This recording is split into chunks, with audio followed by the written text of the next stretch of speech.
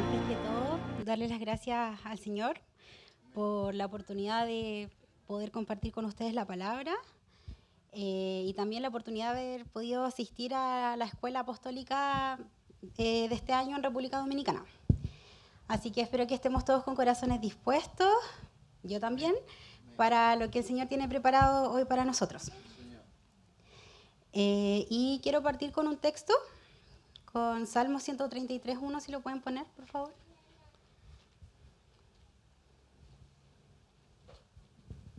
Ya, dice, mirad cuán bueno y cuán delicioso es habitar los hermanos juntos en armonía. Parto con esto porque realmente esta fue la experiencia mía en la escuela. Para mí fue un deleite disfrutar con cada una de las personas que Dios puso al servicio de nosotros.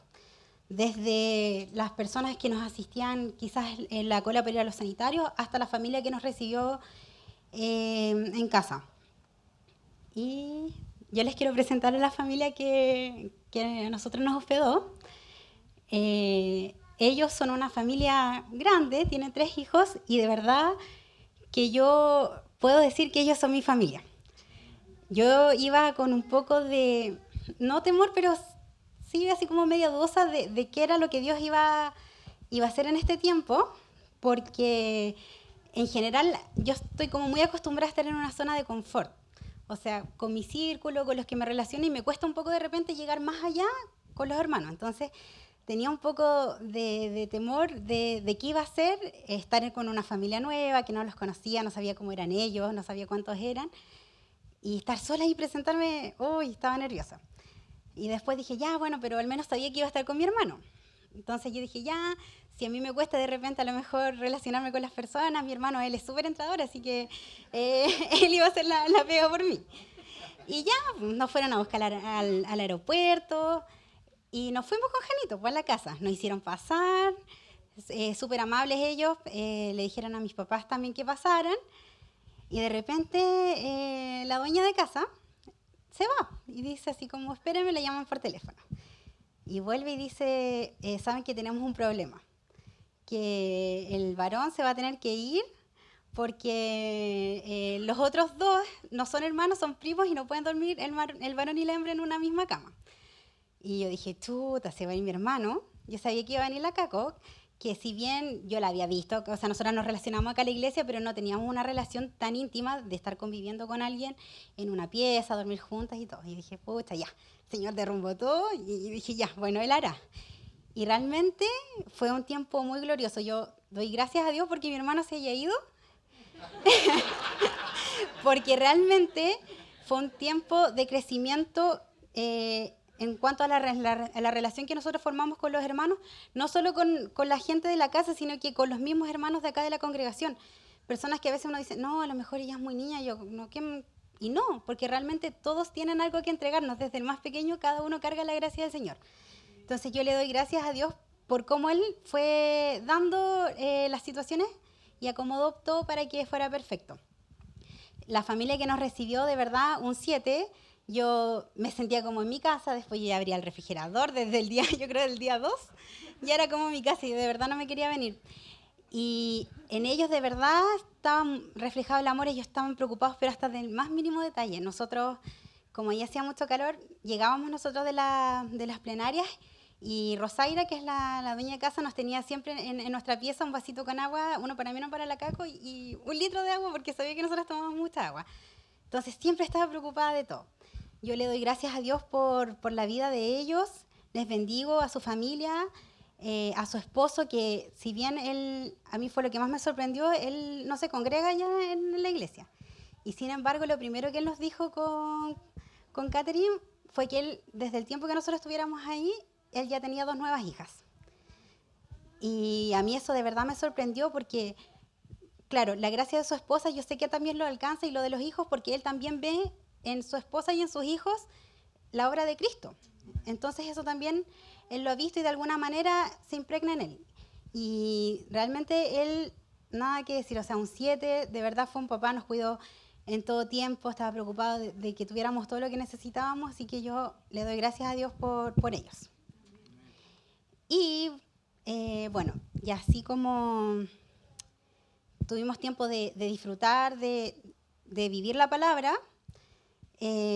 también yo ahora, bueno, les quería compartir un poco acerca de lo que se estuvo hablando en la escuela, porque nosotros fuimos llenitos de esa palabra y aún la estamos digiriendo. Y sabemos que Dios también nos va a hablar, o sea, a mí personalmente yo sé que me va a hablar a pesar de estar quizás repitiendo cosas que ya las vi, sé que Dios también me va a hablar a mí. Y así como ya nosotros fuimos llenitos, también esa porción de la palabra quiero que la reciban ustedes, porque para eso es el cuerpo de Cristo. Y bueno, la esencia de la escuela en general se estuvo hablando de la iglesia. Ya nuestros hermanos en las oportunidades anteriores nos han comentado.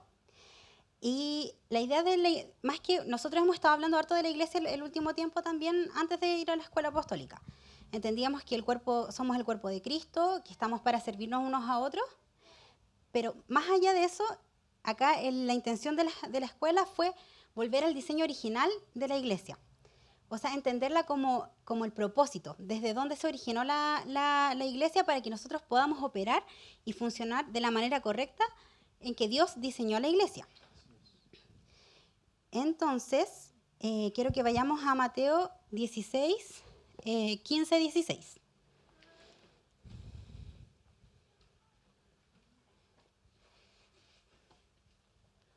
Ya, y él les dijo, ¿y vosotros, quién decís que soy yo?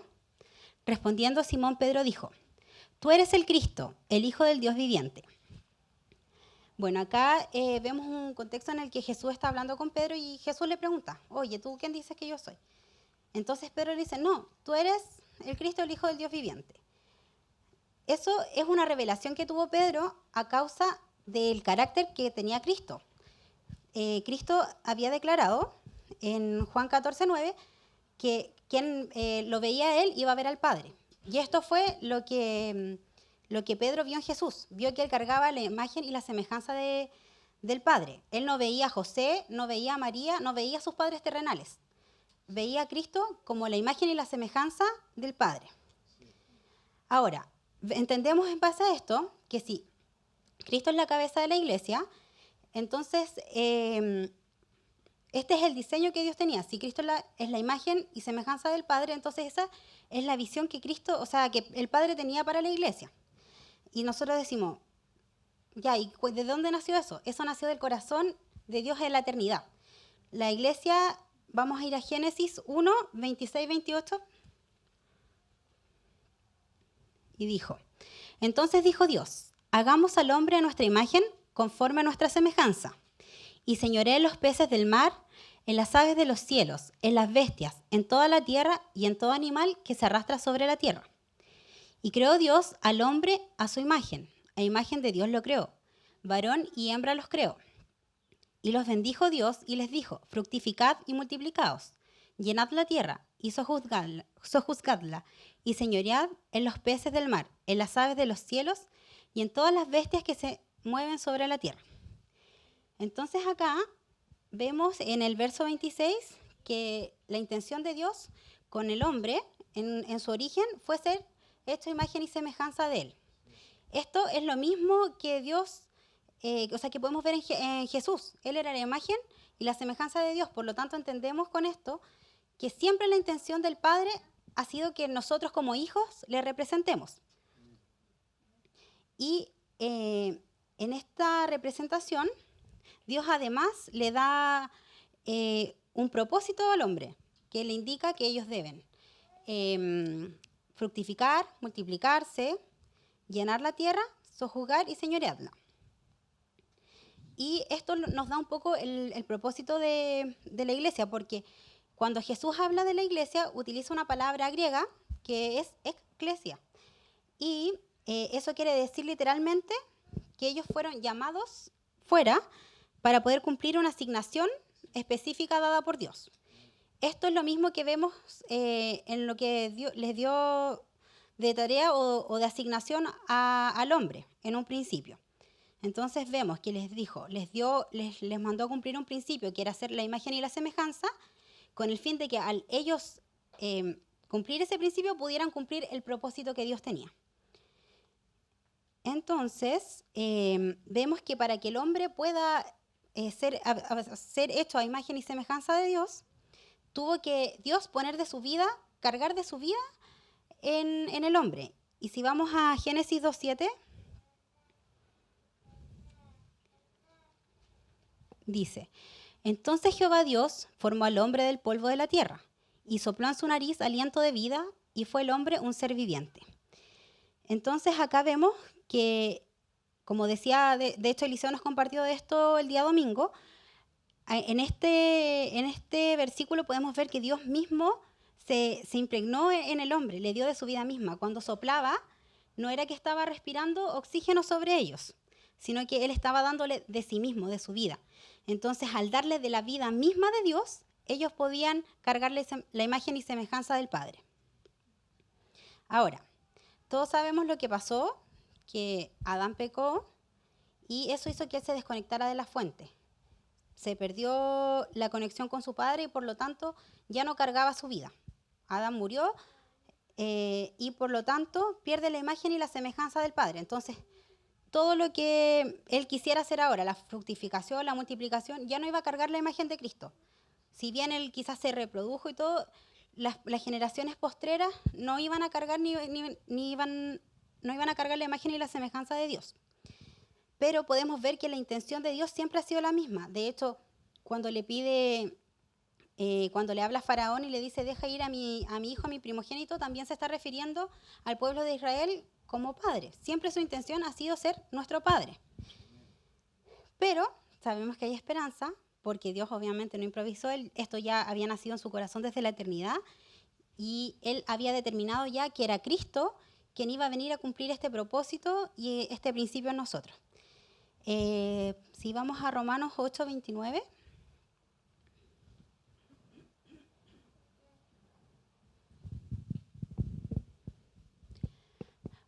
Porque a los que antes conoció, también los predestinó para que fuesen hechos conforme a la imagen de su Hijo, para que Él sea el primogénito de entre muchos hermanos. Por lo tanto, los que fuimos desechados en Adán, en Cristo Jesús, podemos acceder a esa adopción y ser hijos del Padre, al igual que como Jesucristo lo hizo. Por lo tanto, entendemos que hemos sido nosotros hechos conforme a la imagen de Cristo y Cristo carga al Padre, por lo tanto nosotros también debemos cargar lo mismo. Y es así como Dios ha decidido que la iglesia se manifieste, pero la iglesia también tiene que ser levantada y ser mostrada a las personas. Y si vamos a Mateo 16, del 16 al 18, que este fue en cierta forma el versículo clave del que más se habló durante la escuela apostólica. Era increíble cómo el apóstol Tamo, el pastor Enoch y el apóstol Yacer estaban todos muy alineados. Cada uno traía algo y de verdad le iban añadiendo y iban haciendo una conexión y de verdad era muy impresionante la revelación que ellos tienen de parte de Dios. Y vemos en Mateo 16:16 que dice, respondiendo Simón Pedro dijo, tú eres el Cristo, el Hijo del Dios viviente. Entonces le respondió Jesús, bienaventurado eres, Simón, hijo de Jonás, porque no te lo reveló carne ni sangre, sino mi Padre que está en los cielos. Y yo también te digo que tú eres Pedro, y sobre esta roca edificaré mi iglesia, y las puertas del Hades no prevalecerán contra ella.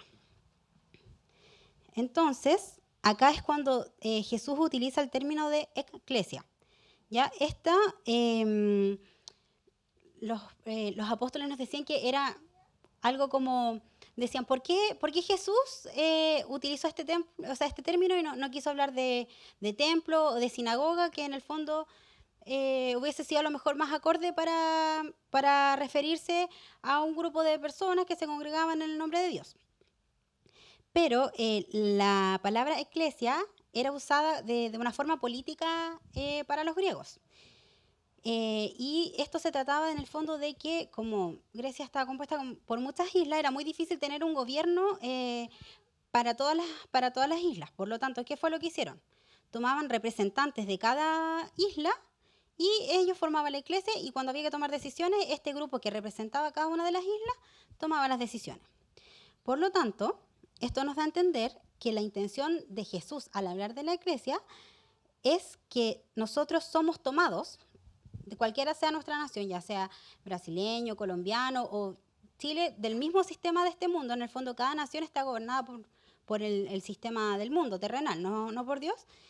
Nos toman, nos unen y nosotros formamos la iglesia de Dios. Nosotros somos los representantes de Dios acá en la tierra.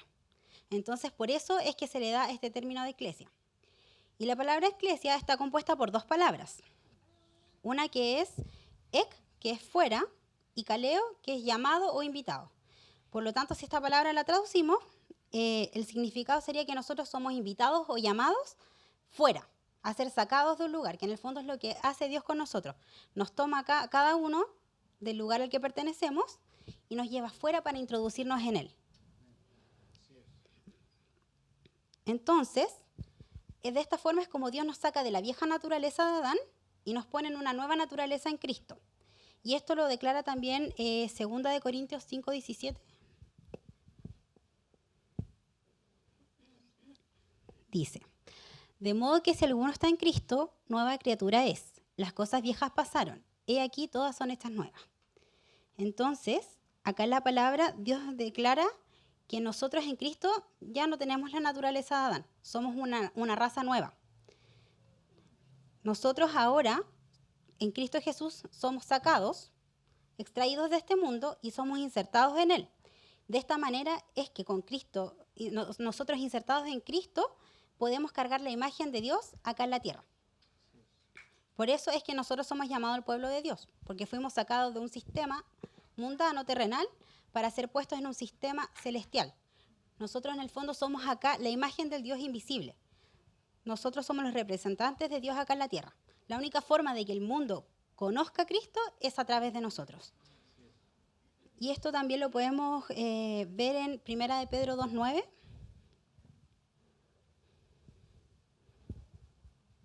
Dice, mas vosotros sois linaje escogido, real sacerdocio, nación santa, pueblo adquirido por Dios, para que anunciéis las virtudes de aquel que os llamó de las tinieblas a su luz admirable. Acá lo que Cristo se está declarando acá es que nosotros somos una nación santa. Nosotros hemos sido apartados, fuimos tomados y Dios nos sacó todo lo que traíamos y lo limpió para poder ser insertados en él. Por lo tanto, al ser insertados en él, nosotros ahora nuestra misión es anunciar las virtudes de aquel que nos llamó. ¿Eso qué es? Ser la imagen y la representación de Cristo. Y algo que para mí fue una revelación, o sea, que el apóstol nos hablaba en esa instancia acerca de una revelación maravillosa y gloriosa, es que nosotros acá dice, son un real sacerdocio, una nación santa, un linaje escogido. Esto habla de una nueva raza. Nosotros pertenecemos a una nueva nación y para eso se nos inserta la simiente de Cristo a nosotros. ¿Y eso cómo ocurre? En Mateo 16:18, acá el apóstol mostraba el ejemplo y dice, y yo también te digo que tú eres Pedro. La palabra Pedro es Petro, que es roca en masculino. Y sobre esta roca acá es Petra en femenino, edificaré mi iglesia. Acá el término Petro está hablando de la simiente de Cristo, porque Pedro fue quien tuvo la revelación de quién era Cristo. Él vio a Cristo y al Padre como uno solo. Y esta simiente de Cristo es la que se va a cargar en la iglesia, que es la roca femenina. Y así es como Cristo nos embaraza, o sea, la simiente de Cristo nos embaraza a nosotros como iglesia, para que nosotros podamos levantarnos y cumplir el propósito que Dios ha puesto en nosotros. De verdad que esto, hermano, yo cuando lo leía, yo lo encontraba tan glorioso, decía así como, wow, el Señor, cuando pone a estos hombres para que nos puedan ayudar a escudriñar las escrituras y nos revelen estas cosas, yo decía, Señor, wow, de verdad que glorioso, por cómo tú formaste todo y nos tomaste y nos insertaste en el mismo. Nosotros cargamos literalmente su gente. Hoy de verdad yo eso decía así como, gracias Señor. Por lo tanto. Entonces, con este entendimiento de cómo es la iglesia, de que cargamos esta simiente y que somos una nueva raza, entendemos que la vida de Dios debe ser vista a través de nosotros.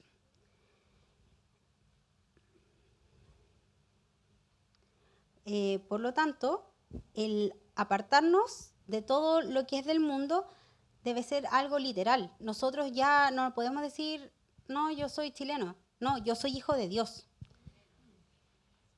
Porque sabemos que todo el sistema en el que nosotros estamos nos va a mover siempre a algo. Nos va a querer, la carne siempre se va a querer anteponer al espíritu y alejarnos del propósito. De hecho, en Génesis 12:1 podemos ver cómo, si lo pueden poner, cómo Dios le demanda a Abraham a salir de su tierra. Le dice, pero Jehová había dicho a Abraham, vete de tu tierra y de tu parentela y de la casa de tu padre a la tierra que te mostraré. Esto es porque el lugar en el que se desenvolvía Abraham era un lugar donde se adoraban dioses, no era el ambiente propicio para que el propósito que Dios había puesto en él se desarrollara. Él cargaba la promesa de ser padre de naciones. Y estando en el lugar que él lo condicionaba, no iba a poder cumplir ese propósito. Por lo tanto, Abraham sale del lugar donde habitaba su padre. Sin embargo, él cometió un error, que fue que se llevó al sobrino. Y Lot, en el significado de esto, significa que hay un velo puesto. Entonces, podemos ver que Lot siempre generó limitaciones para que el propósito de Abraham se cumpliera. Por eso nosotros debemos ser obedientes y cuando Dios nos saca realmente debemos dejar todo atrás. Realmente apartarnos y ser de Cristo. Y como entonces les mencionaba, Dios nos extrajo y nos revistió de Cristo. Y eso lo vemos en Gálatas 3:28. Dice, ya no hay judío ni griego, no hay esclavo ni libre, no hay varón ni mujer, porque todos vosotros sois uno en Cristo Jesús. Esta es nuestra confianza ahora. Nosotros, no importa que no hayamos sido parte de la promesa en Abraham, porque en Cristo nosotros somos linaje de Dios. Nosotros cargamos su simiente. Por cuanto somos uno con Cristo, nosotros también somos hijos. Y eso lo podemos ver en Efesios 1:13.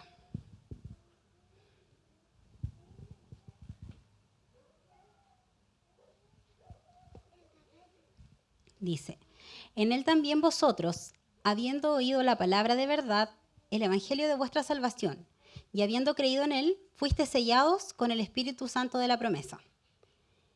Y luego dice en el versículo 18 al 21,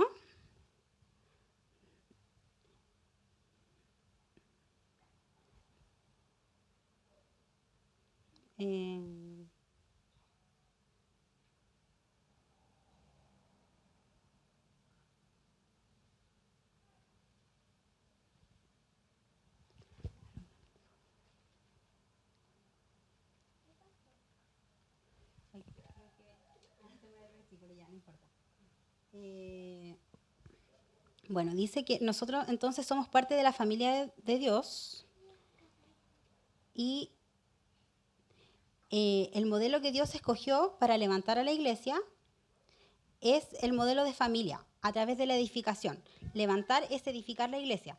Y esto tiene importancia de por qué Dios escogió este modelo precisamente, es porque al nosotros ir a la raíz de la palabra edificar, nos habla de que la edificación es como una superestructura de familia.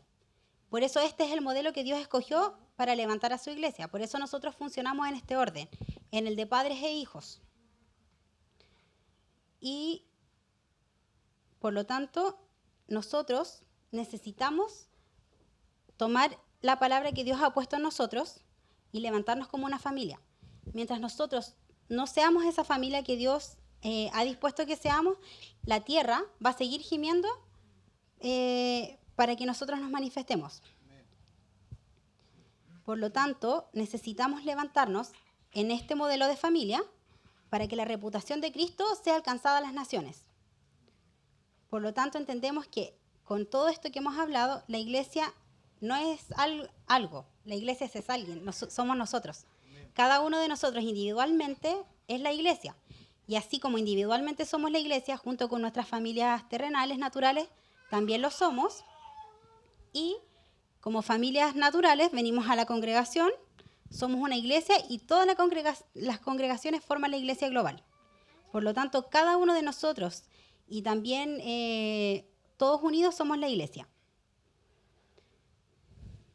Por lo tanto, entendemos que la iglesia no es un edificio físico, sino que la iglesia es el lugar de quienes habitan ese edificio, que en este caso somos nosotros. No importa dónde nosotros nos congreguemos, si estamos afuera, si estamos acá o si vamos a otra iglesia, no importa, porque la iglesia somos nosotros.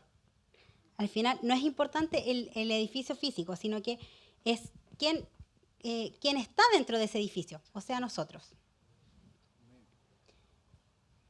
Por lo tanto, cuando hablamos de la edificación de la iglesia, nosotros no podemos pretender edificarlo con cosas nuestras. Con, a ver, hoy día vamos a cantar, después la palabra y después vamos a cantar de nuevo. Eso no es lo importante. Esas son cosas anexas, pero lo importante es el diseño que Dios tiene, que es retornar a la familia de Dios. Nosotros debemos levantarnos en un orden de padres e hijos.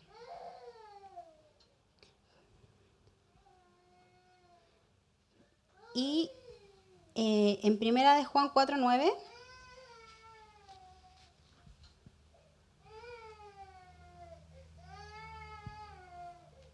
dice, en esto se mostró el amor de Dios para con nosotros, en que Dios envió a su Hijo unigénito al mundo para que vivamos por Él.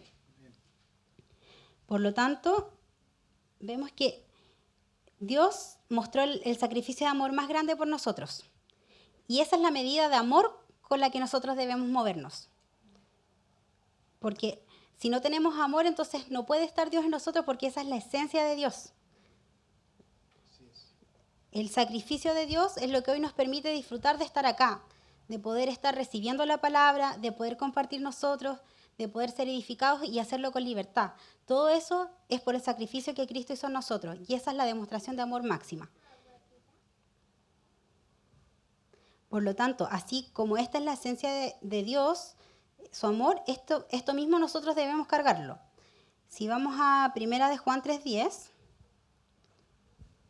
del 10 al 11, dice, en esto se manifiestan los hijos de Dios y los hijos del diablo.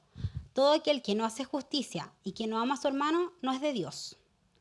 Porque este es el mensaje que habéis oído desde el principio, que nos amemos unos a otros. Por lo tanto, esto es lo que nosotros debemos cargar. Si bien ahora entendemos el significado de que nacemos desde el corazón de Dios desde la eternidad, debemos ahora comenzar a actuar y a movernos como Dios quiere que lo hagamos. Y eso es parte por casa. Lo que mi hermano carga a Cristo, por lo tanto, debo amarle a Él.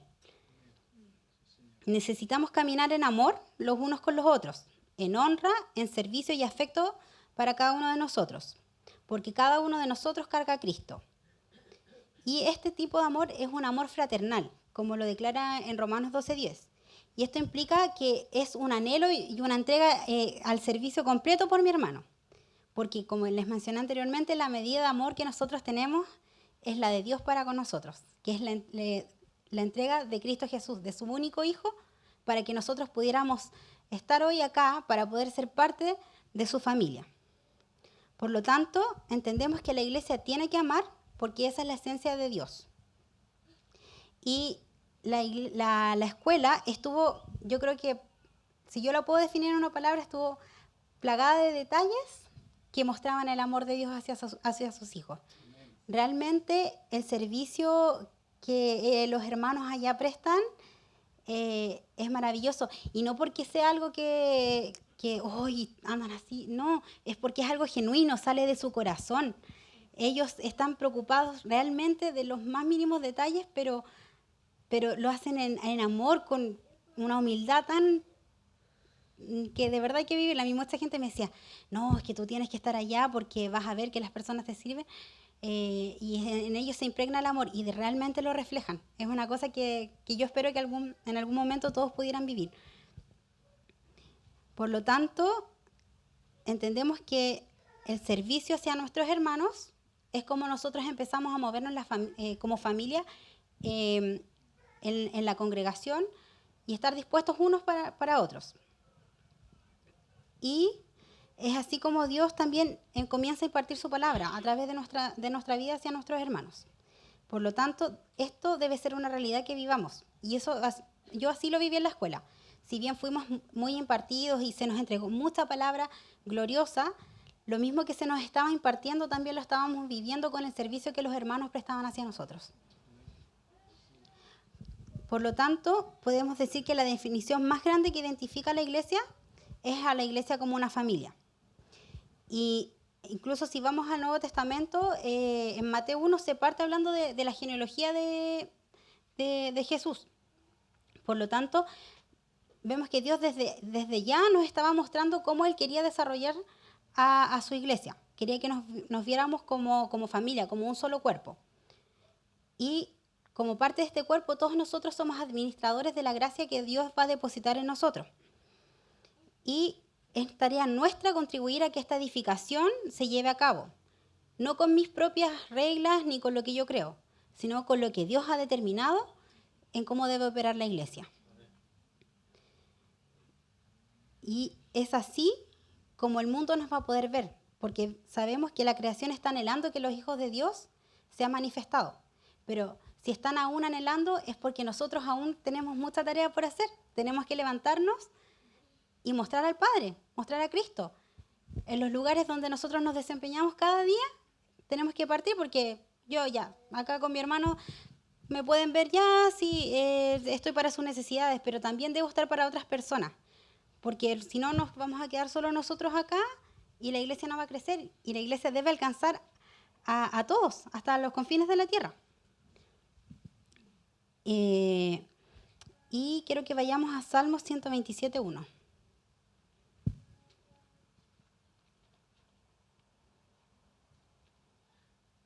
Dice, si Jehová no edificare la casa, en vano trabajan los que la edifican. Si Jehová no guardare la ciudad, en vano vela la guardia. Por lo tanto, es Dios quien está edificando a su familia, su casa. Y esto lo va a hacer a través de los modelos de padres e hijos. Y este modelo a nosotros nos da protección, porque como declarábamos antes, nosotros en Cristo Jesús hemos sido guardados y ni siquiera las puertas del Hades van a prevalecer contra nosotros. Nosotros estamos guardados y tenemos un escudo de protección como hijos de Dios. Pero el mundo afuera no. Y ellos están sufriendo dolores de parto porque nosotros, la iglesia, no nos hemos manifestado. Por lo tanto, nosotros somos la esperanza para la gente que está afuera. Necesitamos levantarnos como hijos de Dios y comenzar a cumplir el propósito que Dios nos demanda. Debemos comenzar a ser la imagen y la semejanza de Cristo para ser la esperanza de aquellos que están afuera. Yo realmente le doy gracias a Dios por la palabra que se nos impartió, por el tiempo que vivimos y porque esto también demanda una responsabilidad de nosotros y nos llama a mirar un poco en qué estamos errando y por qué a lo mejor afuera las personas no han visto a Cristo a través de mí. Y nos ponen una medida de querer alcanzar y de poder ayudar a la edificación de la iglesia para que quienes están alrededor de nosotros puedan estar también acá en este lugar. Yo le doy muchas gracias a Dios por el tiempo, porque Él también fue preparando nuestro corazón como familia para poder estar este año en la escuela, porque si me hubiesen dicho hace 5 años cuando nosotros llegamos acá a la congregación que íbamos a estar ahí, hubiese dicho, no, van mis papás, yo me voy a cualquier playa por ahí. Y no, Dios estuvo todos estos años preparando nuestro corazón para que la intención con la que fuéramos y la motivación con la que fuéramos era la correcta, que era ir a ser impartidos. De verdad que es muy glorioso estar ahí a los pies de la palabra, con los apóstoles impartiéndonos, y no solo desde los púlpitos, sino que también tuvimos la posibilidad de estar con ellos en lugares más íntimos, en las cenas, y realmente fue súper glorioso porque ellos son así igual que nosotros. A veces cuando uno está acá lo dice así como, oye, el apóstol. Y no, no, realmente ellos tienen un corazón muy, muy genuino, muy puro. Y fue, aún, quizás aunque no hablamos directamente con ellos, pero su esencia se manifiesta ahí en el ambiente en el que estamos. Porque es Cristo en ese lugar en nosotros. Así que yo de verdad le doy muchas gracias al Padre por la posibilidad, por habernos preparado. Y eso, así que espero que esto sea de edificación para ustedes.